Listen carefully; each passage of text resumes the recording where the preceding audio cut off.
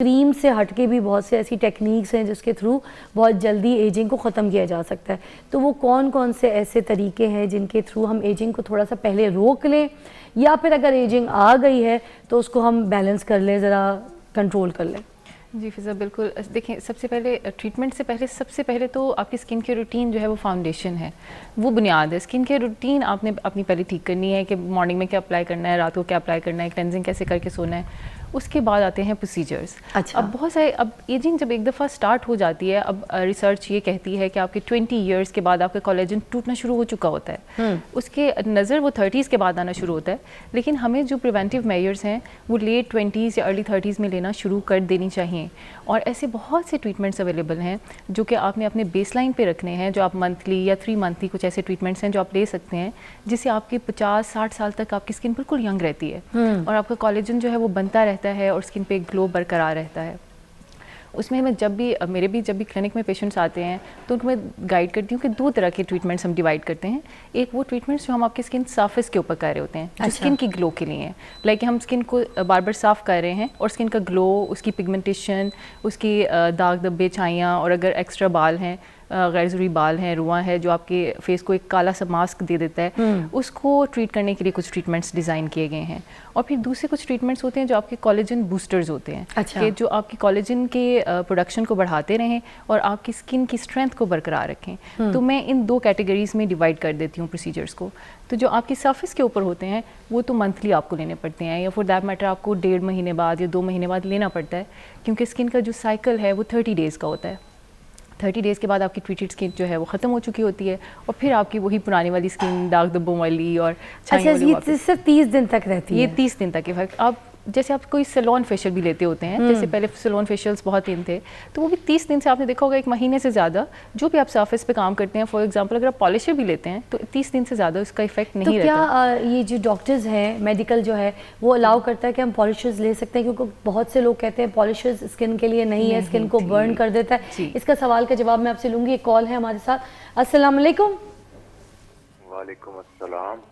आपकी आवाज़ कम आ रही है, ज़रा ऊंचा बोलिएगा। रावलपिंडी से है हमारे साथ उबैद बात कर रहा हूँ। उबैद जी जी, कैसे हैं? शुक्र अल्हम्दुलिल्लाह, आप कैसे हैं? ग्रेट। मैंने जैसे कि बताया कि आज जो है मेरे भाइयों के लिए भी स्पेशल शो है, तो आप बताइए क्या पूछना चाहेंगे? एजिंग हमारा टॉपिक है।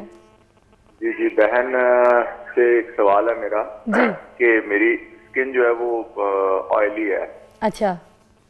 तो कोई ऐसा टोटका कह लें या कुछ ऐसी चीज़ मुझे आप जो बता सकें कि जिससे जो है ये ऑयली स्किन थोड़ी सी कम हो जाए। दरअसल मेरी नज़र का थोड़ा सा इशू है ना, वीक है, तो वो जो मैं ग्लासेस पहनता हूँ ना, तो वो जैसे मैं काम करता हूँ, मेरा दरअसल मैकेनिकल काम है, मशीनरी से रिलेटेड ना। हाँ। तो ये लेडीज के दुपट्टे वगैरह डिजाइन करता हूँ मैं, दुपट्टे वगैरह। अच्छा। पिको वगैरह का नाम शायद आपने सुना हो। जी जी जी। पिको होती है दुपट्टों के ऊपर, किनारों के ऊपर ना, तो मेरा वो काम है। तो दरअसल मुझे नीचे देखना पड़ता है, तो वो मेरी ऐनक जो है ना वो ढलक के नीचे आ जाती है नाक के ऊपर, ऑयली स्किन होने तेल की वजह से। मतलब इतना तेल है, मैंने ये तो सुना था कि नाक पे तेल आ जाए तो पकौड़े तल लो। ये पहला तेल नाक का ऐसा सुना है जिसकी वजह से चश्मा डिग जाता है। चश्मा नीचे आ जाता है स्लिप करके। अच्छा, thank you so much Ubaid आपकी कॉल का। मगर आज का हमारा जो टॉपिक है वो एजिंग है, तो इस पे हम आएंगे ऑयली स्किन के ऊपर। 2-3 दिन हमें थोड़ा सा टाइम दे दें, मगर क्योंकि इतनी प्यारी कॉल थी कि उनका चश्मा नहीं डिग रहा है या डिगे जा रहा है तो फिर आपके लिए हल्का सा हल हम बता देते हैं। तो आप बता दें जल्दी से। बिल्कुल। देखिए, एक तो सबसे ज़रूरी ये चीज़ होती है कि आपको, जैसे डॉक्टर साहिबा भी बता रही हैं, कि क्लिनजिंग करना, डेली अपने चेहरे को साफ़ करना वो बहुत ज़रूरी होता है। और उसको किस तरह किया जाए? आप एलोवेरा जेल ले लें, एलोवेरा का पत्ता लीजिए, उसके अंदर तकरीबन 2 इंच के करीब वो पत्ता ले लीजिए और उसका जेल निकाल के थोड़ी सी हल्दी, यानी 1 टेबलस्पून अगर एलोवेरा जेल है उसमें 1 चुटकी हल्दी और थोड़ा सा लेमन डाल के एक मिक्सचर बना के रख लीजिए। रोज़ाना जब आप घर पे आते हैं वापस आके अच्छी तरह से उसको फेस पे लगा लें। 10-15 मिनट लगाने के बाद उसको हल्के हाथ का रब ऑफ करके उतार दीजिए। उतारने के बाद अगर आप कॉर्नफ्लोर ले लें, कॉर्नफ्लोर ईजिली घर में होता है, जिसको सूप में भी डालते हैं, 1 चम्मच कॉर्नफ्लोर में रोज़ वाटर डाल के उसका पैक अपने से फेस पे लगाएं। थोड़ी देर के बाद मुंह धो लें, आप वाजिया फ़र्क देखेंगे अपनी ऑयली स्किन में। ज़बरदस्त। एक और कॉल है हमारे साथ, जल्दी से लेंगे। हमारे पास वाह कैंट से कॉल है। समरा, अस्सलाम वालेकुम। अस्सलाम वालेकुम फिजा मैम, कैसी है?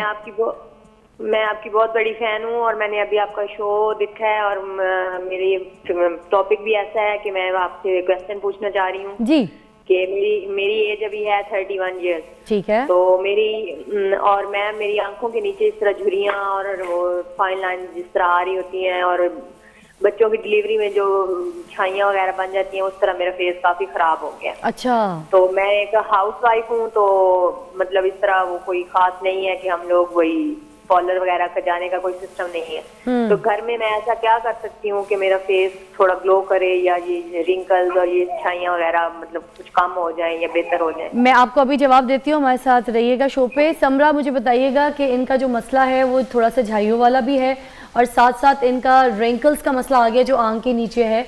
बच्चे भी देख रही हैं तो अपनी स्किन केयर वैसी नहीं कर पा रही, तो कोई ऐसा इनको बता दीजिए कि वो जिससे अपना जो है स्किन को टेक केयर कर सके।